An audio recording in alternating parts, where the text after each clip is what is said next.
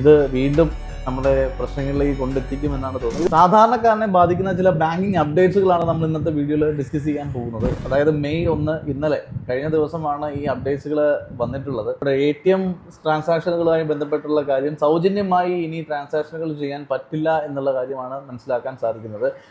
അതായത് ഇപ്പോൾ തന്നെ പല ബാങ്കുകളും നമ്മുടെ ATM ഉപയോഗത്തിന് വേണ്ടിയിട്ട് 21 രൂപയൊക്കെ ചില മാസങ്ങളിൽ ഡിഡക്റ്റ് ചെയ്യുന്നത് ശ്രദ്ധയിൽപ്പെട്ടിട്ടുണ്ട്.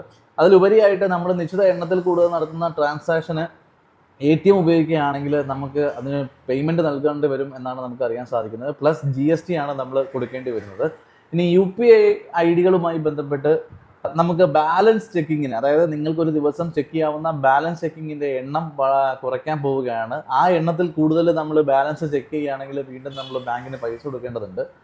വിദേശ രാജ്യങ്ങളിൽ താമസിക്കുന്ന ആൾക്കാരെ ബാധിക്കുന്ന ഒരു പ്രശ്നമാണ്. ഉപയോഗിക്കാതെ കിടക്കുന്ന UPI ഐഡികൾ റദ്ദാക്കുമെന്നാണ് പറയുന്നത്. കുറേ കാലമായിട്ട് വിദേശത്തൊക്കെയുള്ളവർ UPI ഐഡി യൂസ് ചെയ്യുന്നില്ല എങ്കിൽ ശ്രദ്ധിക്കുക. UPI ഐഡികൾ, ഉപയോഗശൂന്യമായി കിടക്കുന്ന UPI ഐഡികൾ റദ്ദാക്കുമെന്ന് പറയുന്നുണ്ട്.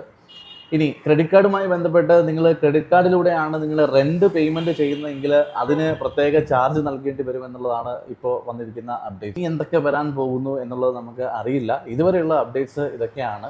അത് തോന്നുന്നു ഇത് ബാധിക്കുന്നത് സാധാരണക്കാരെയാണ്. അതായത് ചെറുകിട കച്ചവടക്കാരെയൊക്കെ ഇത് നല്ല രീതിയിൽ ബാധിക്കും.